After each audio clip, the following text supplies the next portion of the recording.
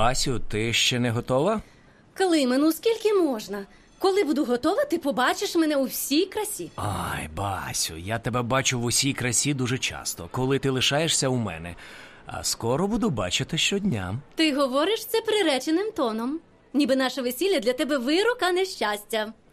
Я просто не хочу, аби ми запізнилися на фільму.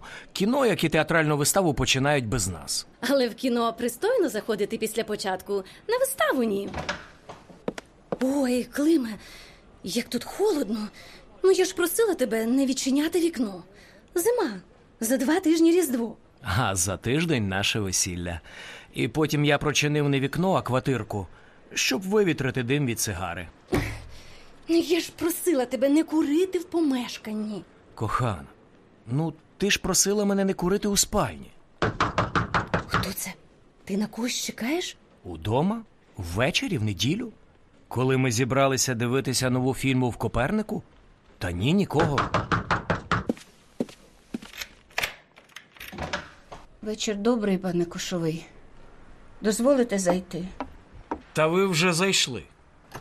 Я з вулиці, з морозу. У вас тут зимно. Бач, Климе, тобі чужі люди кажуть, зачини вікно. Це лише квартирка. Ви хто? Попереджаю, пані, ми спішимо, у нас дуже мало часу. Мій нещасний Лука має часу ще менше. Пане Кошовий, я прийшла впасти вам у ноги. Ой, та що тут відбувається? Пані, прошу встати. Климе, зроби щось. Пані, вставайте, негайно вставайте. Я вам допоможу, ось так, давайте. Не встану. Не встану, поки не вислухаєте мене. На вас вся надія, пане Кошовий. Мій син. Єдиний син у тюрмі. Ясно. Ваш синок вскочив у халепу, і ви прийшли до відомого адвоката додому. Пані, я прошу вас встати і прийти завтра до мене в контору.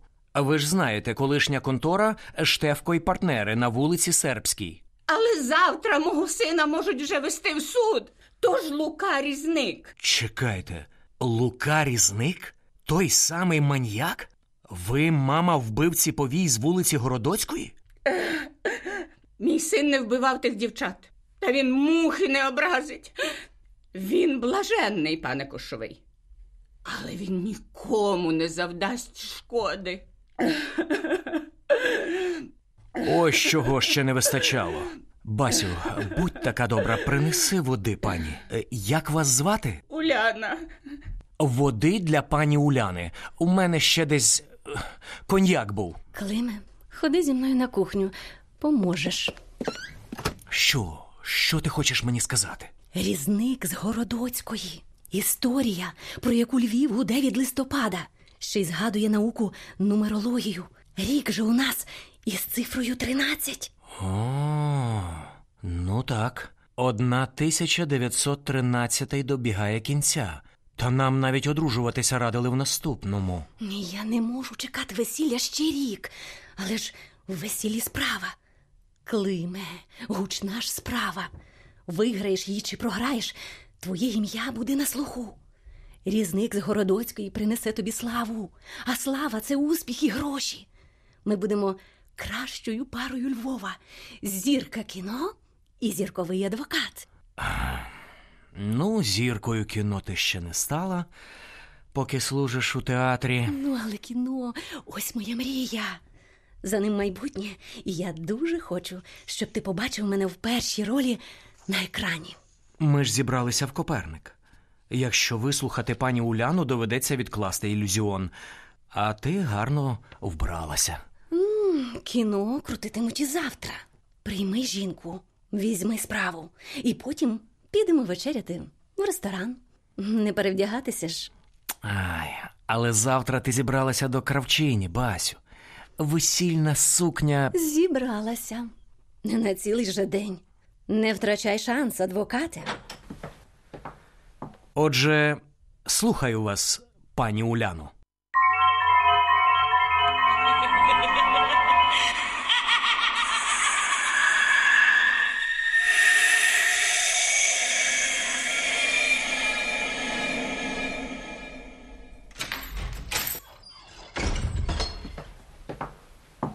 Добрий ранок, Лука. Я називаюся пан Клементій Кошовий. Лука каже: «Добрий день». Чому ти даєш мені ліву руку, Лука? Бо Лука все робить лівою рукою. Так, уже дещо. Отже, я адвокат. Буду тебе захищати. На мене не нападали. Луку ніхто не кривдив. Мама казали, що Луку гріх кривдити. Божа людина. Отож, апостол святий Лука, ти знаєш, чому ми тут? Це лікарня. Яка лікарня? Інша, Інша, ніж яка? ніж та, де Лука вже був. Теж окрема кімната. І грати на вікнах, спати твердо. Тільки Лука панночку не скаржиться. Не треба Луку бити. Чекай, тебе хтось бив? Де, коли, скільки разів? Кажи, не бійся. Ні, то вони Луку нехай бояться. Думають, як дурний хлоп, так і недужий, слабий. Ти справді вважаєш себе дурником? Ні, я не є аж такий дурник. Хоч і не є такий розумний, як ось всі пани довкола. То всякі люди почепні. Тепер скажи мені, чого ти постійно в лікарнях? Що тебе болить? Коли нічого. Коли отута голова.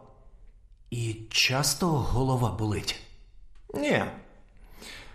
Як Лука бачить ріжних дівок, що посміхаються і моргають, тоді починає боліти. Тому мама й казали: сиди вдома, Лукане, по господарству допомагай. Як не то міхи дядькам вантаж на вокзалі. Чи десь на базарі. Сили, кажуть, вистачає в тебе на 2, а то й на 3. Правду каже? Троха є. Бачите, які кулачиська? Тут пани кажуть, я ними дівку забив. І не одну. А ти забивав чи ні? Лука не знає. Лука дивитися хотів, що вони там виробляють. Потім заболіло дуже отуто. Де голова? Добре. А на що ти там дивився? Як дівки там з панами. То його. То ти підглядав, як панночки любляться з чоловіками, так? Ага. Там ті дівки мешкають унизу. Можна зазирнути в віконце. Лука, бачите, який? В мамці. Високий. Дівки завіси мають, але ж там шпарина є. А тебе бачили? Та де? Ні. Ота панна, яку ти забив. Тобто, кажуть, що забив. Вона з ким була? Бачив? Ага. Із паном. Ось він Луку і побачив. Гривнув, нагнав, я забіг. Тоді назад зазирнув. Побачив, що та панна лежить, бо себе лезом урізала. Лука забіг, аби забрати лезо, витяг. А панна все одно не жива. Я їй побіг геть. А ти бачив тільки одну таку врізану дівку? Ага. Бачив єдну. Мені тут кажуть, були ще 3. Лиш Лука їх не пам'ятає. От так-то.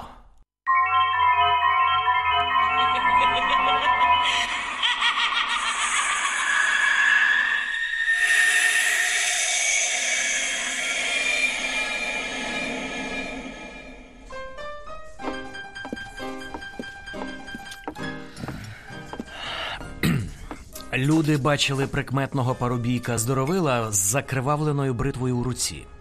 Він ніс її обережно, 2 пальцями, тримав лівою рукою бошульга.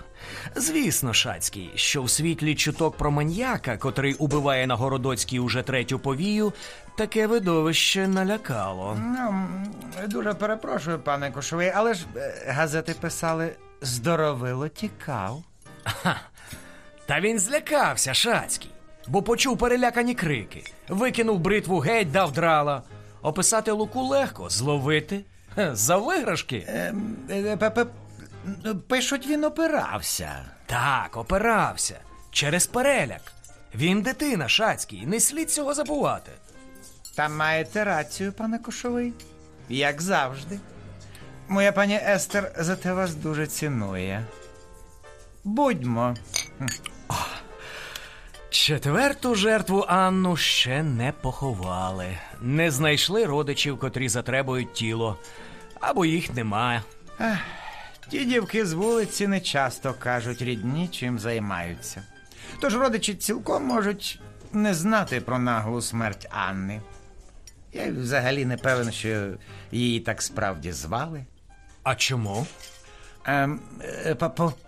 Повії практикують брати собі вигадані імена. Навіть ті, котрі працюють легально, з відповідними документами. Хоча сумнівна робота, прошу пана.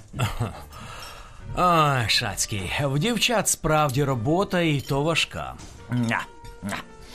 Не всі повії є нужденними та стражденними. Дуже багато їх цілком порядні пані та панни. Їм просто все це подобається. Від нудьги.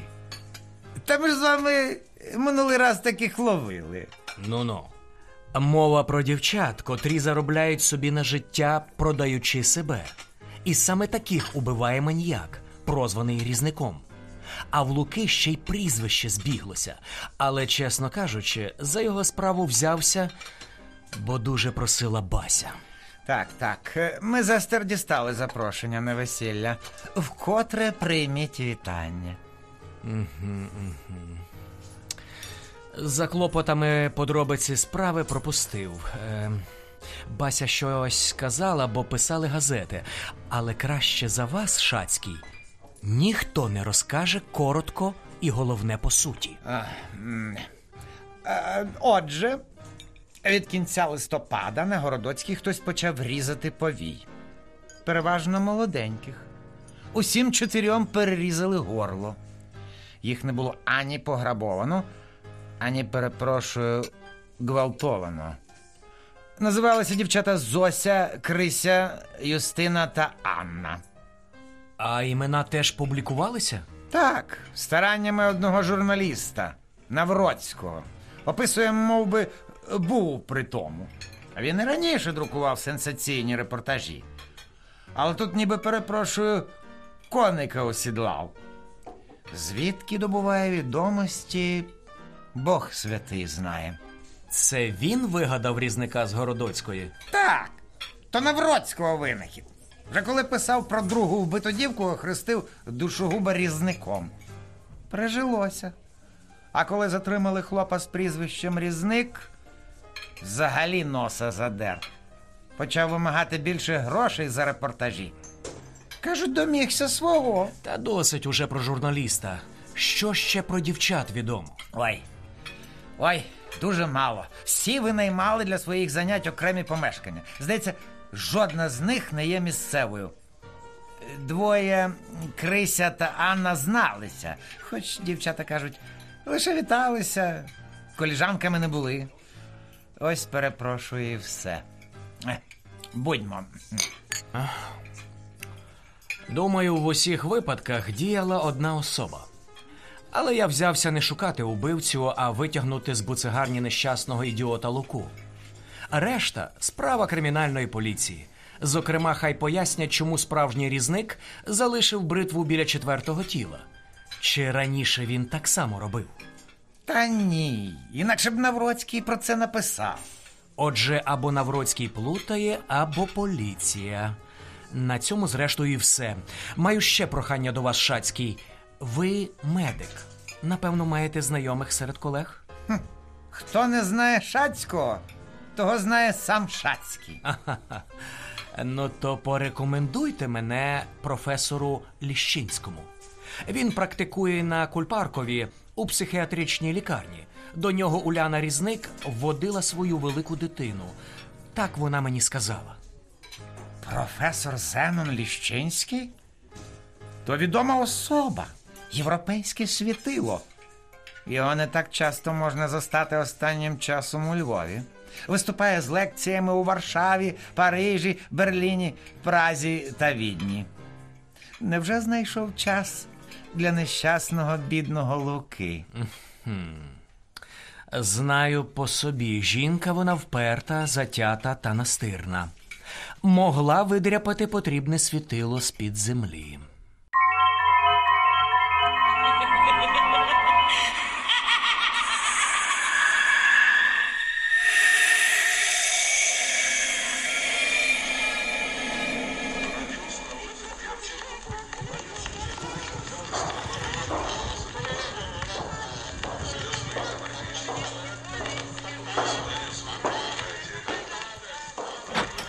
Радий нарешті особисто познайомитися з вами, пане Кошовий. Я саме шукав нагоди зустрітися з вами, а тут Шацький, старий приятель, склав протекцію. Нарешті познайомимося особисто. Перепрошую, пане Ліщинський, яка нагода? Чому нарешті? Бо заочно я з вами давно знайомий. Хоч останніми роками частіше буваю за межами Львова, чутки про ваші подвиги доходять і до нас, лікарів. Ну що ви, які там подвиги? Скромність прикрашає. Та не всіх, скажу я вам. Поліція не могла дати раду там, де ви впоралися, без перебільшення, блискуче. Маю на увазі ту історію з убивством доньки Леона Радомського минулого року. Її вбивця, панна Дана Лилик, тепер моя пацієнтка. А її можна вилікувати? Ну, ми тут не лікуємо пацієнтів. Хвора душа, пане Кошовий, не хворий зуб. Наша мета – наглядати і водночас проводити досліди. Наука базується на дослідах. Я прийшов до вас не цікавитися дослідами, а поговорити про Луку Різника. Ви ж опікувалися ним? Той хлопчик, який зараз сидить за ґратами, його нещасна матуся добилася до мене дивом. Я потім не міг відмовляти в подальших консультаціях. Єдине, на що не йшла пані Ульяна – лишити сина тут. А чому відмовилася? Переконувала, що Лука боятиметься бути в 4 стінах. Я мав змогу тримати його, залучивши кошти з числа благодійницьких. Вони приходять пожертвою на нашу з паном Мазуром дослідницьку діяльність. Бідна жінка не могла нічого платити. Та вона вперлася. Її син краще почувається, коли має змогу вільно гуляти вулицями. Догулявся. Але звинувачення щодо нього безглузді. Я збираюся довести це з вашою допомогою. Я адвокат Різника. Про це згадують газети. Особливо старається такий собі Навроцький. Чули про нього? І він мені вже не подобається. Мені теж. Я вчора повернувся з Будапешту, а він таке понаписував. Найближчим часом хотів вибратися до комісара Віхури. Бо маю докази. Нещасний Лука Різник не той, перепрошую, Різник. Коли так, займайтеся своїми справами, а докази невинуватості мого клієнта можете передати мені. Їх має пан Мазур. Хто це? Альберт Мазур, мій асистент. Він приймав нашого підопічного. Аби побалакати з ним, нам слід пройти до дальнього корпусу. Там лабораторія. Місце для спостереження та дослідів. Прошу, ходімте.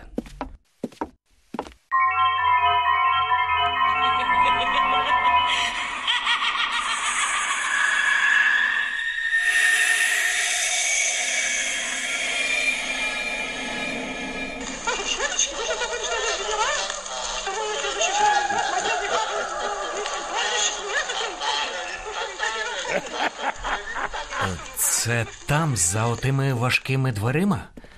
Тобто це там ваша лабораторія?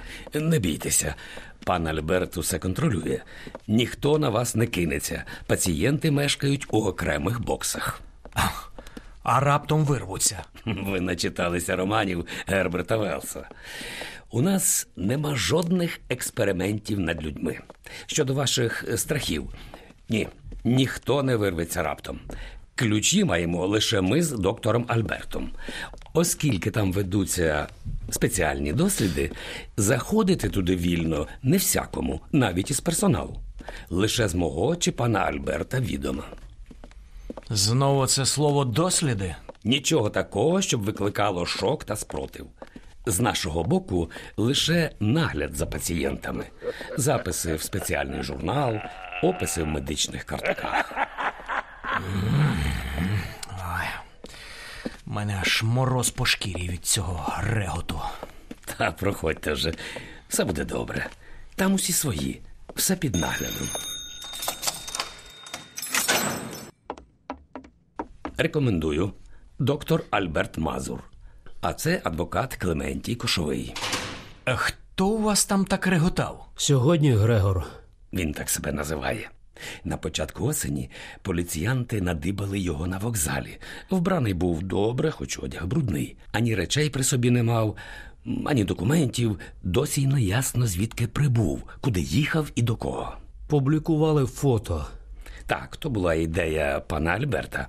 Ніхто не озвався досі. Тут у нас ще багато цікавих пацієнтів, різний ступінь одержимості. Зараз пан Мазур проведе вам невеличку екскурсію. Ні, не треба. Мене насправді цікавить той пацієнт, який сидить у іншому, так би мовити, боксі, тюремному. Пане Альберте, йдеться про нещасного Луку Різника. Що саме цікавить? Хотілося знати, бажано докладно, де він був, коли сталися 3 попередніх убивства на Городоцькій. Чому саме 3? Луку Різника, як відомо, затримали поруч із 4-ю жертвою. Він швендяв вулицею. Припускаю, навіть міг бачити справжнього Різника. Та не зафіксував цього, не звернув належної уваги, розумієте? Про які дні йдеться? Ось маю записи. Тут дати аналогічних убивств, скоєних раніше. Дозвольте глянути. О, дивний збіг. Цими днями я читав лекції. Париж, Відень, Прага. Був далеко від Львова, хоча чутки про жахіття долітали. Пане Мазуре, ви щось скажете? Ось запис у зошиті. Дата? Я приймав Різника, але не в цьому корпусі. Мене викликали. Щойно матінка привела хлопця. Санітари знають, ним опікується пан професор. Записи пана Альберта – те, чому можна і треба вірити. Наука любить порядок. Лікувальні процедури, те, се. За любов до порядку я високо ціную свого асистента. Не лише за це, але зокрема. Інші дні?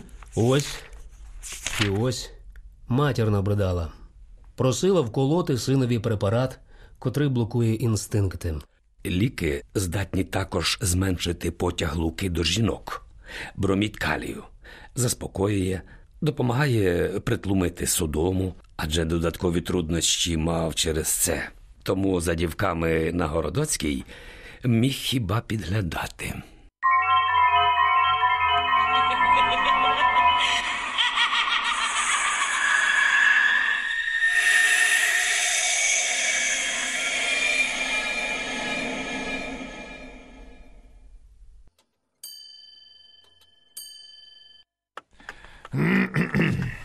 Пане Кошовий, ви не могли б тут не курити?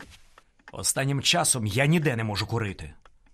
Панна Бася бурчить на мене вдома, а в конторі дим сигар дратує клієнтів. Ну, доведеться вам після весілля кидати цю погану звичку. Мене моя пані Віхорова змусила відмовитися від усього. Я б дозволив вам сигару, аби можна було провітрити. Але ж зима, протяги. Через вас ми затримали передачу справи Різника до суду. Сподіваюсь, ви маєте поважну причину. Лука нікого не вбивав. Не міг. Це поважна причина. Хлопця треба звільняти. Та знімати з нього всякі безглузді підозри. Ба більше. Він уже сам починає вірити, що накоїв лиха. Хлопець психічно просто слабий. Злякається сам себе. Зведе рахунки з життям у камері. Воно вам треба? По-вашому, пане адвокате, всіх злочинців слід повипускати з тюрем, аби лиш вони не заподіяли собі шкоди? Ми говоримо не про вбивцю, а про дорослого сильного парубка, який вештався Городоцькою та шукав нагоди позирити на розпусних дівок. Вони ж навіть узимку одягнені досить відверто. Високий зріст дозволяв йому піддивлятися у вікна, які мешканки покоїв вважали запнутими. Про це маю докладне пояснення доктора Альберта Мазура, асистента професора Зенона Ліщинського. Лікар сам це бачив? Лука щиро, докладно, без задньої думки хвалився йому цим. Доктор вважав таку поведінку згубною для хлопця. Час від часу давав йому ліки, що мали би притлумлювати бажання. Кожне відвідання Мазур фіксував у своєму журналі. Якщо порівняти дати скоєння перших 3 убивств на Городоцькій і дні, навіть час, коли Різник відвідував лікаря на Кульпаркові, вже маємо переконливе алібі, яке слідство, перепрошую, не потурбувалося перевірити. Ну, ви наче в суді виступаєте, пане Кошовий. А ви, пане комісаре, навряд хочете, аби в суді це почули. У нас склалися гарні стосунки, тому й говоримо сам на сам. Хочу допомогти кримінальній поліції, якою ви керуєте. Власне, хотілося би зберегти вам репутацію. Ви до мене, бачите, таким собі янголом-рятівником з небес зійшли. Гаразд. Що ще поліція пропустила? Шмагайте. Анну, 4-ту жертву, Лука впізнавав. І зирив на неї раніше. В цьому гріху теж признався Ліщинському. Того дня дістав укол, але все одно подався на Городоцьку. Дівчина була з нещасним дуже лагідна. Повія? Лагідна? Що маєте на увазі? Не те, про що ви подумали, пане Віхуро.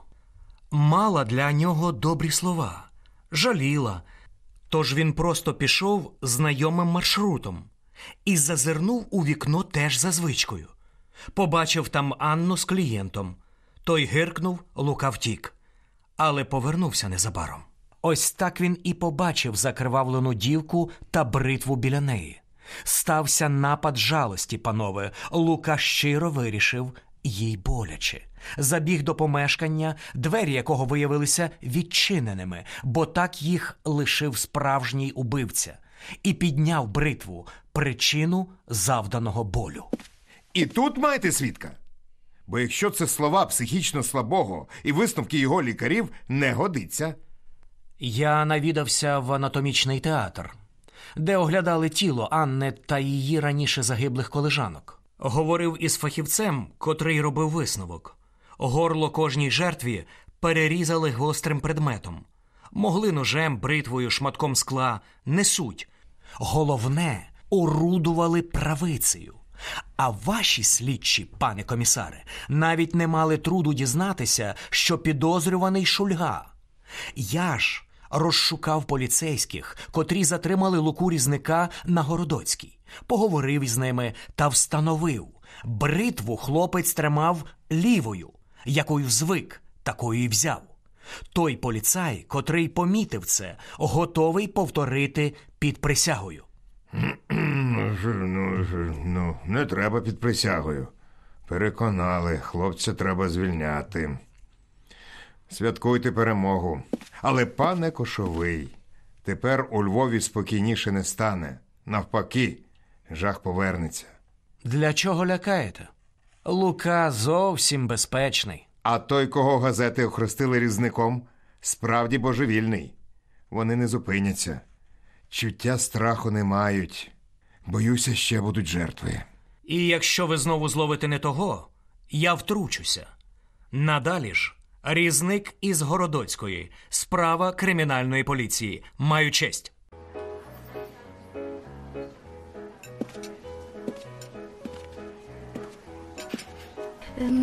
Коханий, я запросила пані Магду Богданович.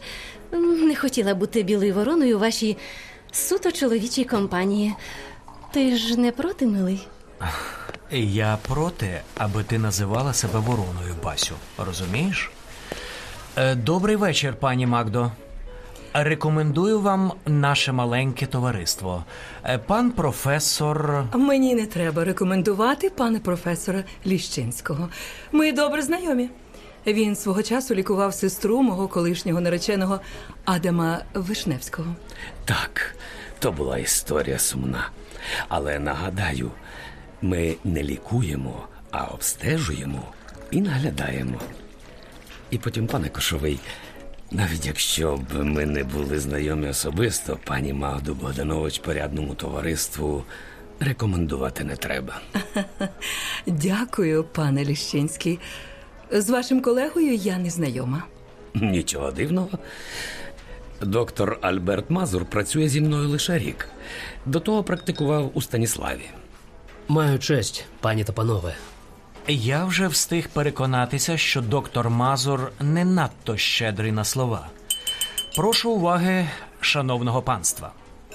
Отже, я запросив вас, аби відсвяткувати маленьку і водночас велику перемогу. Маленьку, бо я домігся визволення нещасного Луки з тюрми. Та, на жаль, маньяка цим не здолав. Але звільнення невинної людини в неможливих для того обставинах – це завжди велика перемога. Гарно сказано. Браво, пане Кошовий. Віват адвокату. Моє захоплення, пане Кошовий. Ви таки видерли здобич із зубів поліцейських акул.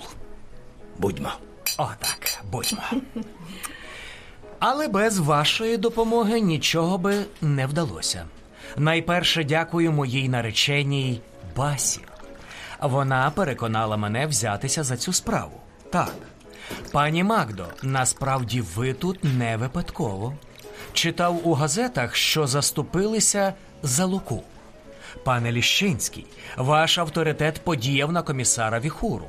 А особлива, окрема подяка панові Мазуру. Записи в його зошиті відіграли вирішальну роль у справі звільнення Луки. Хіба не те, що він шульга? Я ж мала розмову з комісаром про це. Ні. Справа у тім, пані Магдо, що формально, наголошую, чисто формально, хлопець міг діяти правою рукою. Принаймні слідчий, наскільки мені відомо, збирався доводити саме це. Та що їм Лука усім зробив? Особисто він – нічого. Будь-хто на місці Луки Різника мав усі шанси загриміти за ґрати. Подібні злочини, тим більше скоєні за досить короткий час, поліція воліє розкривати дуже швидко. І все ж ми мали зустрітися, пане Ліщинський. Після того, що сталося, я готова заснувати фонд допомоги психічно слабим людям. Всі бачимо, які вони вразливі і незахищені. Так, пані Магдо, ваші зв'язки у Львові стануть в пригоді. Але найперше я б просив знайти додаткову допомогу для дослідів пана Мазура. Вони дуже важливі. О, матка боска, Częstochowська. Климе, дивись. Господи, вона тут звідки? Пані Різник, мама хлопаки. Її теж запросили? Добрий день, пані Уляно.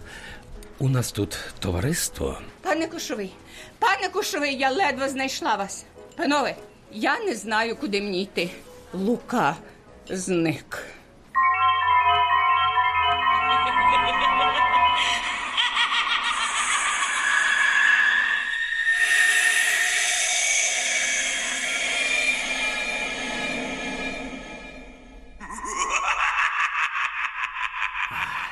Знову цей регіт.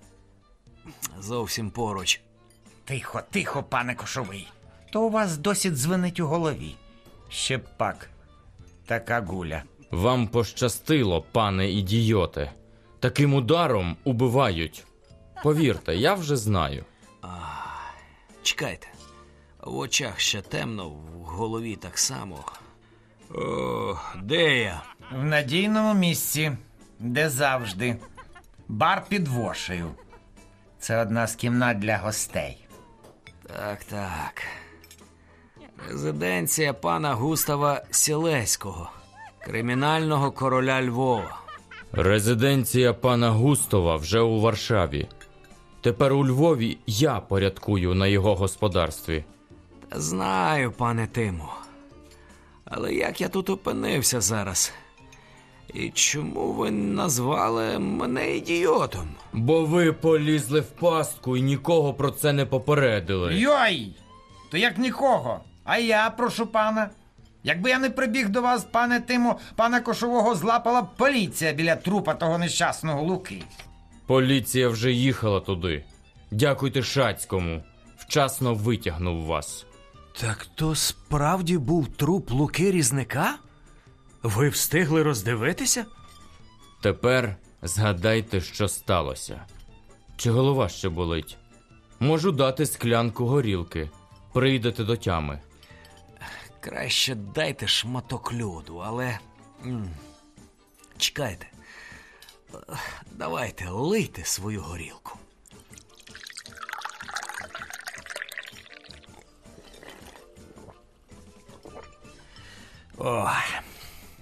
Отак. Отже так. Уляна, мама Луки, прибігла в розпачі.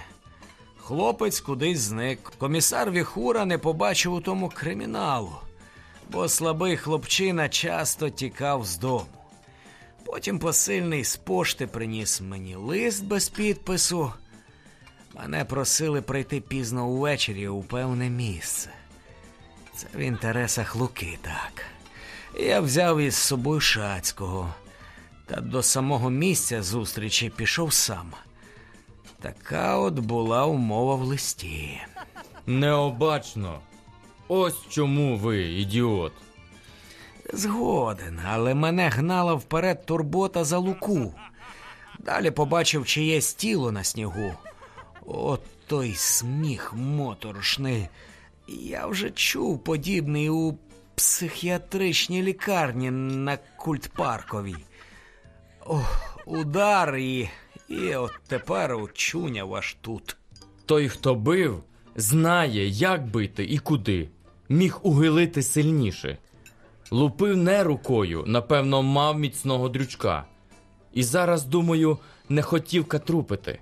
Мав, напевне, задум, аби вас там же біля трупа злапала поліція. Та я розумію вже.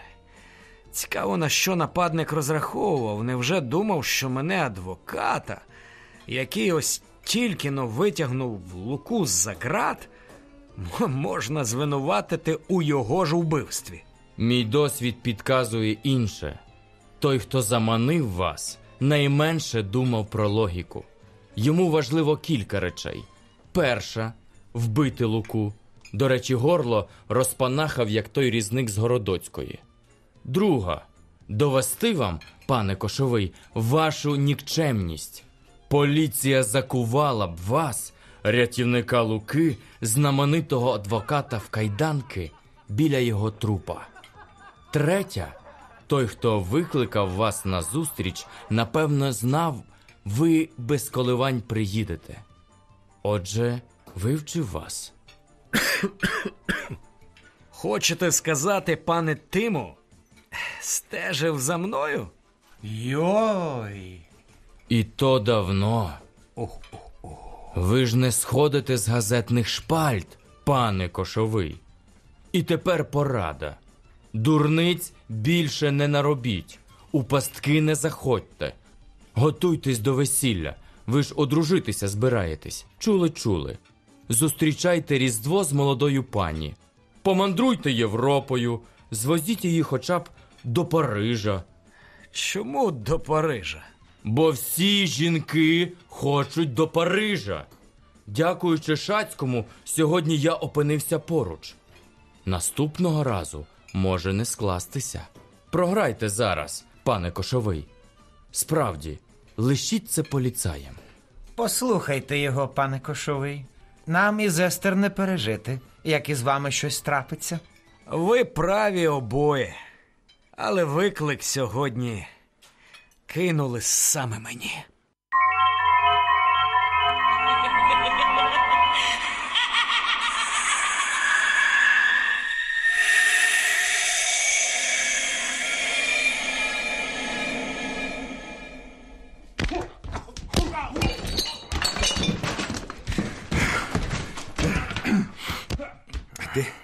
Ти ще не знаєш, на кого напав. Ти пошкодуєш за це, Кошовий. Я чудово знаю, на кого Януша Навроцький. На того, хто описує вбивства Різника з Городоцької так детально, мов би бачив на власні очі. Або немов сам убивав усіх дівчат. Я засуджу тебе за брехню. Ні, Навроцький. Це я потягну тебе у тюрму пригідки за вбивства. Ти ж описав кожне в своїх репортажах. За всякий новий тобі збільшували гонорар. Ти сам собі робив сенсацію. Ти збагатився на власних убивствах. Тобі лікуватися треба. На Кульпаркові. Забери револьвер! Зараз ти напишеш свій останній блискучий репортаж, Навроцький. Як тебе викрив відомий адвокат, якого ти хотів принизити, підставити поліції біля трупа Луки. Твоїм словам не повірять. Доказів нема. Дівчата, всі зарізані дівчата, не чинили опору вбивці. Вони знали його. Він навряд чи ходив до них постійно як клієнт, бо ти в своїх репортажах наголошував. Жертви вдягнені, одяг неушкоджений. Враження, ніби вбивця прийшов на товариську розмову. І разом із тими всі вбиті дівчата тобою дуже добре описані. Ти знав історію кожної, Навроцький. Вигадав? Правдиво, все правдиво. Брехати не моя робота. І я не пишу бульварних романів. Зате збільшуєш прибутки бульварним газетам. І собі заразом. Ти себе виказав цими деталями, Навроцький. Та якими в біса деталями? Подробиці, ті самі подробиці. Ти ж давно досліджуєш звичаї міського дна. Ти маєш досвід спілкування саме з такою публікою, яка не буде тебе боятися. Ти вмієш входити у довіру. Це згубило вже 4 дівчат і нещасного Луку Різника. Ти стежив за мною, описуючи не лише свої діяння на Городоцькій, а й мої успіхи. Ти послав мені привіт, убивши Луку. Та який у біса привіт? Тобі удалося заманити його, бо хлопчина довіряв тобі. Адже ти писав про нього спершу, як про кандидата на вбивцю. Потім, як про жертву підступного маніяка. Я все це читав, мав можливість порівняти. Ти хотів, аби поліція знайшла мене біля його тіла. Прекрасний репортаж, пане Навроцький. Заради цього готовий убивати. Якщо історії дівчат ваш єдиний доказ, каюся, брехав. Вигадав історію усіх 4. Це легко перевірити. Тож теорія щодо мого особистого знайомства із жертвами з метою потім убити летить під 3 чорти. Повторюю, знати не знав жодної з них. Хотів познайомитися лише з останньою, Анною. Бо вона поводила себе дивно, мав до неї окремий інтерес. І тут пропоную угоду. Ти маєш нахабство пропонувати якісь угоди? Маю. Опусти револьвер. Ти не йдеш зі своїми ідеями щодо мене до комісара Віхури. Я ділюся таємницею, яка випливла, коли придивлявся до Анни. Повір, ця історія того варта. Якщо ти зараз знову збрешеш, я повернуся. Повернуся вже з комісаром. Мою історію може або підтвердити, або перекреслити одна дуже відома у Львові особа. Та забери вже дуло. Так незатишно говорити.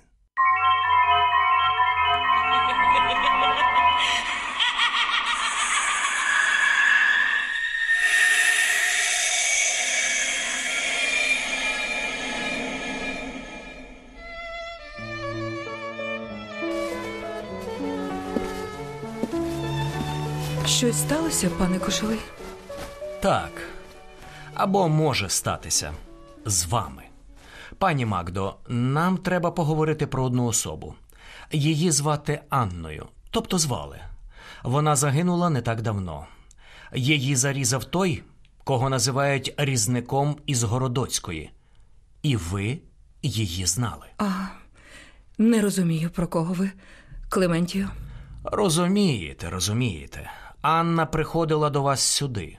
Її вистежив репортер Навроцький, бо раніше бачив вас у її апартаментах. Анна була тут за 3 дні до того, як їй перерізали горло. Навроцький бачить між цим прямий зв'язок.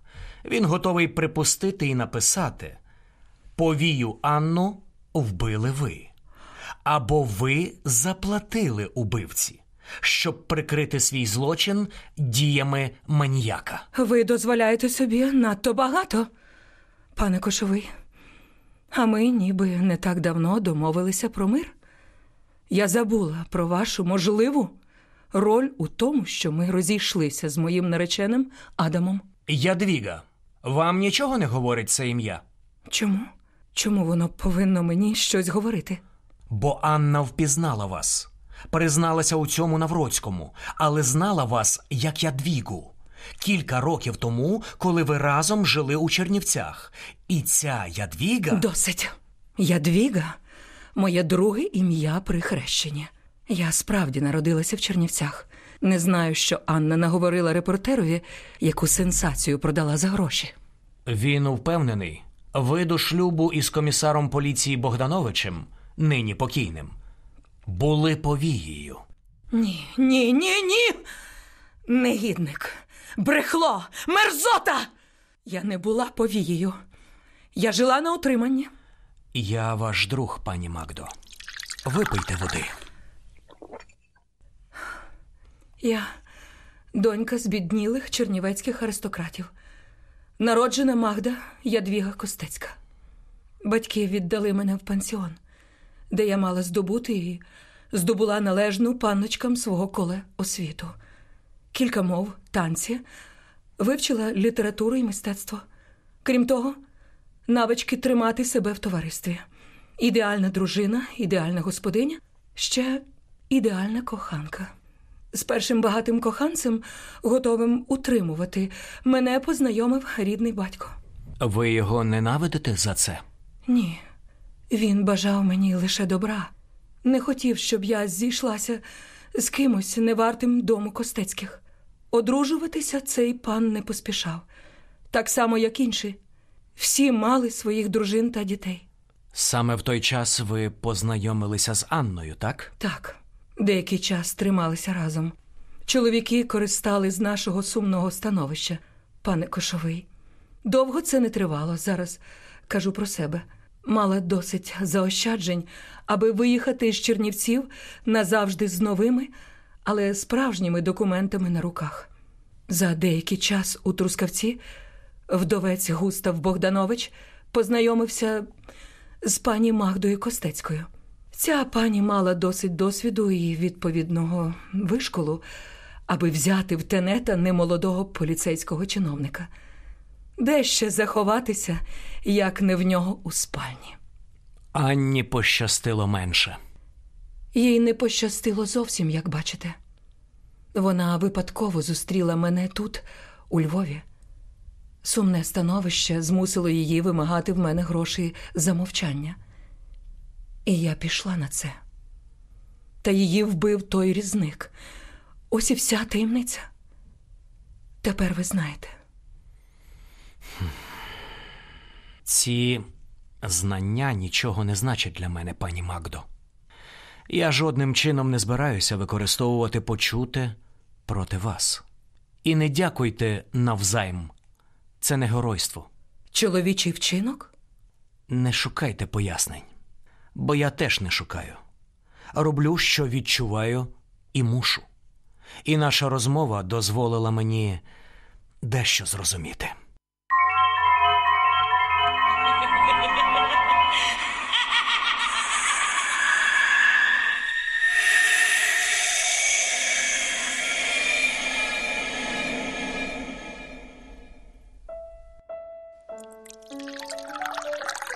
Климе, я пишаюся тобою. Ти сьогодні поставиш крапку в цій страшній історії про різника з Городоцької. Шкода, що ти не зробив того раніше. Він же вбив ще одну дівчину. Дякую за каву, Басю. Я дуже тебе прошу. Не сприймай все це як гру. Театральну виставу чи фільм. Все дуже серйозно насправді. Той, кого називають різником, загрався сам. Тому й дав мені харч для роздумів. Ти мені скажеш, хто це? Я ж у курсі всіх справ. І це я підштовхнула тебе взятися за успішну справу. Ну, сам визнав. Та так і є, Басю, але я хочу впевнитися, що й цього разу не помиляюся, розумієш? Ну, будь обережний, Климе. Зі мною буде комісар Віхура, а ти не бери в голову. Завтра ж наше весілля. Залагодити перед ним важливу справу – це добра прикмета. Почнемо нове життя вже після Різдва, з Нового року. І разом. Так, коханий, до мене ж прийде кравчиня і принесе нарешті весільну сукню. Постараюся викинути з голови все інше. А тобі хай щастить. Злови вбивцю, Климе Кошовий.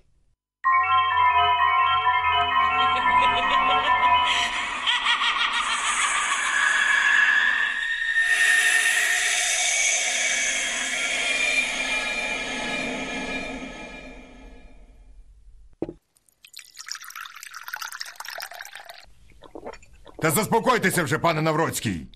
Досить пити. Я хвилююся. Мене тіпає всього. Ви ж робите з мене оте козеня, яке мисливці за тиграми прив'язують до патика біля ями. Ти найкраще підходиш на роль приманки. Ти ж літописець різника з Городоцької. Тому ми й запросили його сюди. Від твого імені. А маніяк пунктуальний. Навіть, я б сказав, хворобливо-маніакально-пунктуальний. Тож буде тут опівдні. Секунда в секунду. Тим більше від твого імені його попередили. Аби не запізнювався. Ну, от і все. Ховаймося, пане Кошовий. По вас можна звіряти годинник. Ой, це ви? Не може бути. Ні, що ви робите? Не треба. Заберіть ніж! Тримайте його! Тримайте, пане комісаре! Та скільки ж у ньому сили! Вас заарештовано, Альберте Мазур!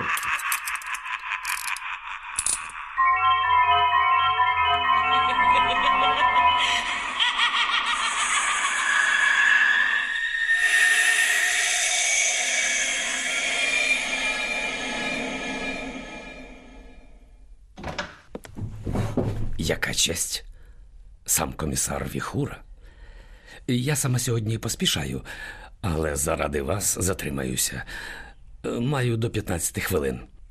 Добрий день і вам, пане Кошовий. Як ваша наречена? Не заговорюйте зуби. Ви приділите нам більше часу. А тут я справді затримую вас ненадовго. Маю документ, який дає право заарештувати вас, пане Ліщинський. Мусили почати не з того. Проте я вже не знаю, хто з вас небезпечніший, ви чи Мазур. Ні, перепрошую, пане Кошовий. Про яку небезпеку ви зараз завели? Від кого вона йде? Від мене? Чи від доктора Мазура? Ні, пане Ліщинський, не доктора. Вашого пацієнта, Альберта Мазура. Отже, пацієнта. Як ви здогадалися? Дав телеграму до Станіслава. Ви там зустріли Мазура, талановитого лікаря, інтерна, котрий практикував у тамтешній божевільній Скнів, не маючи перспектив у провінції. Ви ж згадали про це за обідом, пригадуєте? Потім я згадав листа, яким мене викликали на зустріч із Лукою. Хлопець, наляканий після тюрми, міг піти по допомогу лише до того, кому довіряв. До своїх лікарів. Я пішов хибним слідом, бо раптом дізнався. Анну, четверту жертву, могли вбити, аби звалити на маньяка. Коли відкинув цю версію, раптом зрозумів. Насправді, з системи випадає вбивство Луки. Він бачив чоловіка, який був у Анни перед смертю. Впізнав його і не називав, бо вірив. Вважав своїм другом. Так у полі зору з'явилися лікарі. Мені пояснив пан Кошовий. Хоч я мусив здогадатися сам. Вас, пане Ліщинський, не було у Львові. Ви багато разів це зрештою повторювали. Тож я відбив невинну телеграму у Станіслав. Цікавився доктором Альбертом Мазуром, який працював там рік тому. Мені відповіли: помилка. Доктора Альберта Мазура ніколи в лікарні не було. Можливо, йдеться про пацієнта з таким ім'ям? Про нього мені рекомендували запитати у професора Ліщинського. Адже телеграфував я зі Львова. Ви видавали пацієнта за лікаря. Розкрити цього не мав ніхто. Я забрав його звідти, де про нього відразу ж забули. Так, ваш авторитет прикрив вас. Що дивного чи підозрілого, коли світило європейської психіатрії опікується цікавим, на його погляд, хворим. Мазур не так часто залишав своє крило, у якому ми з вами побували. У вашій присутності Мазур вів себе, мов нормальний. Як ви дізналися, що пацієнт убиває? Асистент сам мені розповів. Він покаявся, я зрозумів і пробачив. Промовчав і мовчав би далі. Тим більше вбиті повії самі заслужили свою долю. Альберт пояснив, чому робив це, і я зрозумів. Вони винні перед ним. Були винні. Вони продавали Альберту себе. Його натура не приймає, коли за любов вимагають грошей. Ти або любиш безкоштовно, або ганьбиш усе пов'язане з любов'ю. Так, ці красиві слова залиште для судової промови, бо вас судитимуть, пане Ліщинський. Ви співучасник убивства, коли бути зовсім точним, 6 вбивств і 1 замаху.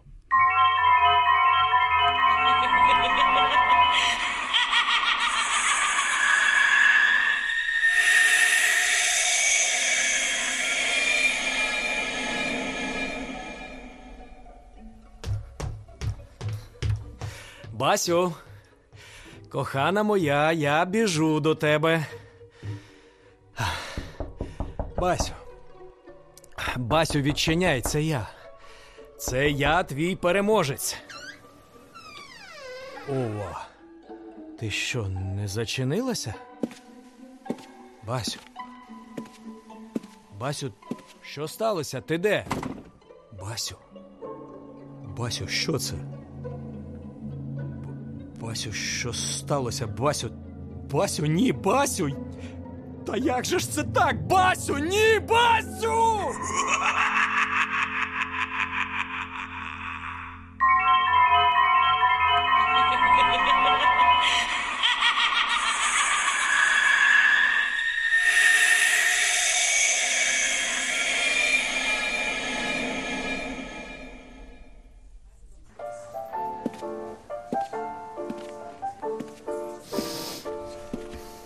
Прошу принести цьому панові кави.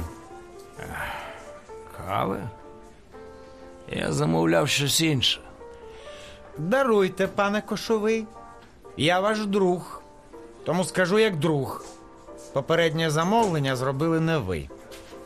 То був якийсь ідіот, як говорить пан Тима. Сьогодні 9 днів по Басі.